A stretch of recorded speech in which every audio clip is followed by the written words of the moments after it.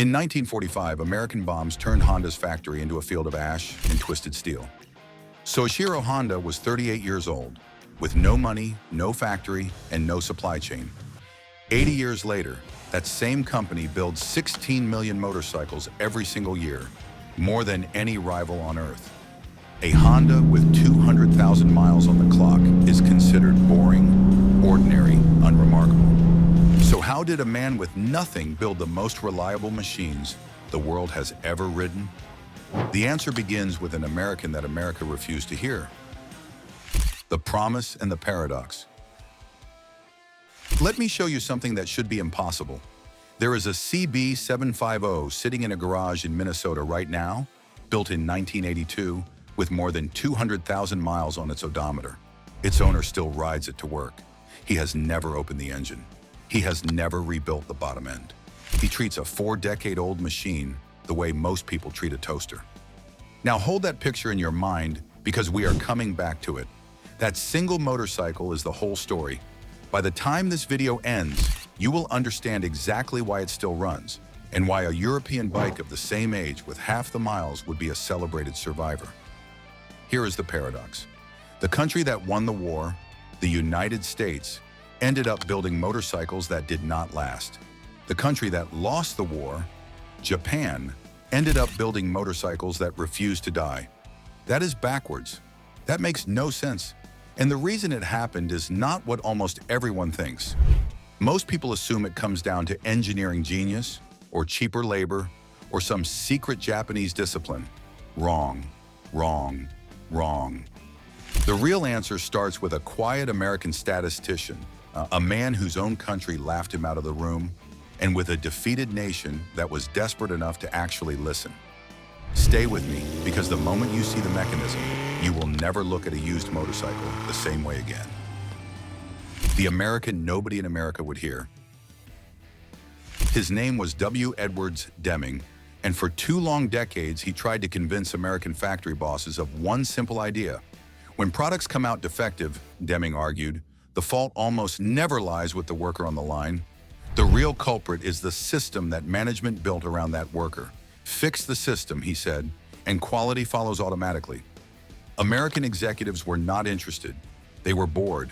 They were dismissive. And honestly, you can understand why. After 1945, the United States was the only major industrial economy left standing. Every other factory on the planet had been bombed, burned, or bankrupted. American plants could barely keep up with global demand. Why would any boss fix a machine that appeared to be printing money? Japan did not have that luxury. Japan had rubble. The nation was importing food because its own farmland had been destroyed along with everything else. Japanese industry understood with brutal clarity that survival depended on one strategy and one strategy alone: become an exporter of manufactured goods that the rest of the world would actually choose to buy. So in the summer of 1950, a group of Japanese scientists and engineers invited Deming to lecture in Tokyo. And there, in front of 450 senior engineers and managers, the man America had ignored finally found an audience that was starving for his ideas. He taught them statistical quality control.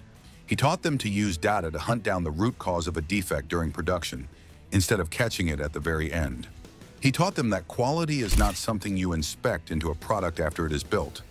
It is a responsibility woven into every single stage. And then something happened that surprised even Deming himself. The Japanese did not merely copy his lessons. They absorbed them, they expanded them, and they built entire corporate philosophies on top of principles he had only sketched. In 1960, Japan's Prime Minister awarded Deming the Order of the Sacred Treasure for his role in the nation's industrial rebirth. America would not take this man seriously for another 20 years. Sit with that gap for a second. 20 years of head start, handed to Japan, free. How this reached the motorcycle, and the 3 rules that changed everything. Now here is where it gets direct for us. Honda, Yamaha, Kawasaki, and Suzuki all grew into serious manufacturers during the 1950s and the 1960s, the exact decades when Deming's thinking was spreading through Japanese factories. These companies were not building motorcycles in a vacuum. They were building them inside the same industrial culture that produced the Toyota production system and the philosophy of Kaizen. Three principles in particular reshaped everything. Pay attention because these three words explain that Minnesota CB 750. The first is Jidoka, roughly automation with a human touch. At every workstation, any worker had the authority to stop the entire production line the instant they spotted a defect. The line did not restart until the root cause was found and fixed. Compare that to American motorcycle plants of the same era, where the assembly line was practically sacred. If a part did not seat correctly, the machine rolled forward anyway. Defects were supposed to be caught by inspectors at the end. Sometimes they were. Sometimes they shipped to you. The second is Kaizen, continuous improvement as a permanent habit, not a program with a launch date and a finish line. Line workers submitted suggestions, management acted on them. A tiny tweak in how a single component was installed could compound over years into a measurable gain in durability. Honda's plant in Kentucky, where American workers build Honda machines under the same philosophy, has implemented thousands of employee suggestions in a single year. The third is just-in-time manufacturing, born out of Japan's post-war shortage of cash for parts warehouses. Components had to arrive exactly when needed, in the exact quantity needed. And here is the genius of it. If a supplier shipped a defective batch, the problem surfaced immediately out in the open, instead of hiding inside a warehouse full of inventory. Problems that surface fast get fixed fast. These are not abstract business school words. They are the documented reason that a 1982 Honda is still carrying a rider to work in 2026. The engineering decisions the philosophy produced. A philosophy is invisible, so let me make it concrete, because the culture forced a set of engineering choices that you can actually touch, measure, and buy. Start with conservative timelines. The Honda CB engine family and the Yamaha parallel twin platform were refined across decades rather than reinvented every model year. The basic architecture stayed stable. Each new generation simply attacked a known weakness, improved a material, and built on a foundation that had already been proven. The downstream effect is huge. Replacement parts stay available, independent mechanics know the platform inside out, and repair costs fall as familiarity rises. A bike nobody understands is a bike nobody can keep alive. A Honda CB, by contrast, is understood by every decent mechanic on the planet. Next, generous tolerances. The Honda CG 125 engine, the most widely produced motorcycle engine in history, is still running in East African delivery fleets after 40 years of brutal daily service. Why? Because its bearing clearances and oil passages were designed to tolerate imperfect maintenance, dirty fuel, and the occasional bit of contamination without spiraling into total failure. Now compare that to a modern European sport engine running main bearing clearances of 0.5 of an inch. A 30-micron metal particle that the CG 125 shrugs off and circulates harmlessly can destroy that precision engine before the next oil change. One was engineered to survive the real world. The other was engineered to win on a spec sheet. And here is the thread I promise to keep pulling. That Minnesota CB 750, its longevity is not luck. It is generous tolerances, a stable platform, and 70 years of accumulated discipline, all sitting quietly under the fuel tank. The scale advantage nobody talks about. Now let me hit you with a number that reframes everything. Honda builds 16 million motorcycles per year. Critics love to point out that around 15 million of those are small scooters sold in India, as if that somehow deflates the achievement. It does the opposite, it proves the point. Think about what that little 110cc commuter actually has to do. A family in rural India depends on it as their primary transport. It must start reliably in monsoon humidity, in punishing summer heat, on fuel quality that swings wildly from the laboratory ideal. That is not lower-tier engineering. That is the same philosophy applied to the most demanding real-world conditions on Earth. A machine that passes the Indian commuter test at massive scale has been validated by millions of real-world hours that no European or American test program could ever match. And every lesson learned from those 16 million units flows back into the engineering of everything Honda makes. including the bike on the showroom floor at your local dealer. Now look at the comparison and let it sink in. Harley-Davidson builds roughly 180,000 motorcycles a year. Ducati builds around 60,000. BMW Motorrad builds about 200,000. Yamaha builds about 5.5 million.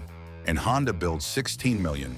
The feedback loop created by 16 million annual units is simply not available to a company building 60,000. It is not even the same sport. But scale is not just about volume.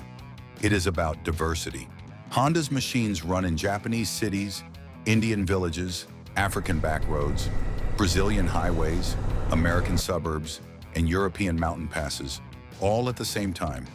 Every failure mode that appears in any of those environments gets documented, analyzed, and eliminated in the next production cycle. A manufacturer making 60,000 units in a single country is working from a tiny fraction of that data. They are not lazy.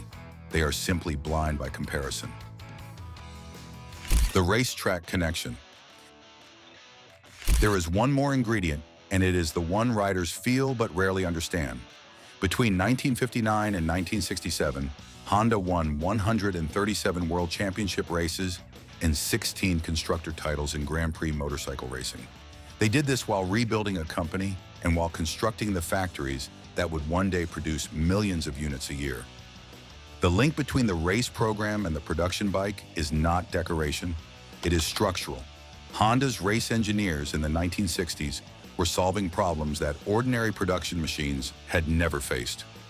How do you extract maximum power from a tiny displacement without the engine tearing itself apart over a race distance? How do you manage heat at sustained full throttle? How do you build a valve train that survives forces that would shatter normal parts? The answers: the metallurgy, the oil system design, the valve train geometry, transferred directly into the engines you can buy. The RC166, Honda's 250cc six-cylinder race engine that screamed past 18,000 revolutions per minute, fed knowledge straight into the CB750's production engine in 1969. And here is the most telling decision of all. For the CB750, Honda's engineers deliberately chose plain bearings over roller bearings, a choice that lowered the maximum RPM but massively increased reliability and longevity.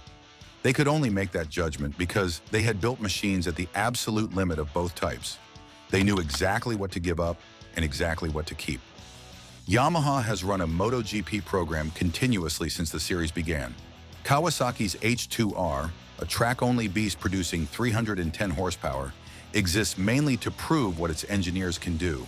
And the carbon fiber, the alloy, and the heat management knowledge from that program quietly reappears in machines you can actually own. The frontier creates the engineers. The engineers design the production bike. The production bike inherits the frontier. What the data says and what you give up. So far, this could sound like cheerleading. It is not. It is the data. In industry-wide reliability surveys, the Japanese brands occupy the top positions consistently, year after year. Honda and Yamaha lead in long-term reliability, with Kawasaki and Suzuki close behind. The gap in reported problems and in annual maintenance costs has held steady for decades. Put real numbers on it. Independent ownership studies show Honda and Yamaha riders spending roughly $300 to $400 a year on unscheduled repairs versus $600 to $900 for the premium European brands. Stretch that over a 10-year ownership window, and you are looking at a difference of $2,000 to $5,000. Money that stays in your pocket on the Japanese machine. But I owe you honesty, because this is exactly where the original version of this story gets lazy. None of this means European, German, or American motorcycles are bad. It means they make different trade-offs. They chase character. They chase the way a machine feels, sounds, and souls its way down a mountain road. Those are real values, and millions of riders gladly pay for them. A Ducati is not a failed Honda. It is a different answer to a different question. The premium is honest. As long as the buyer knows exactly what that premium buys and exactly what it costs. So if you want the lowest cost of ownership and the highest odds of 200,000 trouble-free miles, you buy Japanese.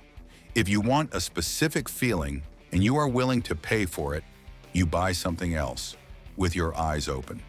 Both choices can be the right one. They are just not the same choice. Why the gap will not close? Here is the question that has baffled manufacturing experts for 40 years. If the philosophy is fully documented, if Kaizen is a word in the dictionary, if Jidoka is taught in every business school, if rivals have spent billions trying to copy it, then why do the Japanese brands still finish at the top? The answer is almost uncomfortable in its simplicity. The tools can be installed in weeks. A cord you pull to stop the line is just a piece of rope. A suggestion box is just a box. Any company, anywhere, can bolt these things on. What cannot be installed on any timeline for any amount of money is the culture that gives those tools meaning. We have proof of this. There was a factory in Fremont, California, where one of the worst performing American workforces was reorganized under Japanese management philosophy. Same building, same union, many of the same people, and defects collapsed from 135 per 100 vehicles down to 45. When American management later tried to replicate that result on its own, copying every process, every memo, every procedure, they failed. They had the manual. They did not have the belief. The motorcycle industry runs on the exact same dynamic. A European manufacturer can study Honda's methods in microscopic detail. They can copy the techniques. They will not reproduce the outcome, because the thing that actually matters is not a technique at all. It is 70 years of an entire industrial culture pointed at a single problem. The engineering pipeline that runs from racing into production, the feedback loop that 16 million units creates, and a shared conviction at every level that quality is not a department you fund, but a way you decide. Back to the ash and what it means for you. So let us return to where we started. Soichiro Honda, 38 years old, standing in the ashes of his factory in 1945 with nothing. He began by bolting surplus engines from military radio generators onto bicycle frames and sold them to people who could not afford a real vehicle in a country that had almost nothing left. The machine that grew out of that desperation, shaped by an American nobody in America would hear, hardened by 70 years of racing and scale, is the machine you are buying when you buy Japanese today. And that brings us finally back to the CB750 in Minnesota with 200,000 miles on it. That bike is not a miracle. It is not a fluke. It is the expected outcome of a philosophy applied with discipline for 7 decades. So here is your takeaway, the part you can actually act on. If you are shopping for a used motorcycle right now, the longevity story points to a short list. Well-kept examples of the long-running Honda CB and CG families, the Yamaha parallel twins, and the proven Kawasaki and Suzuki platforms with honest service histories. Those are the machines most likely to give you the boring, ordinary, unremarkable miracle of just starting every morning for the next 20 years. If this changed the way you think about reliability, do me one favor, click on the next video, subscribe, and tell me in the comments which bike you would trust to hit 200,000 miles. I read every one.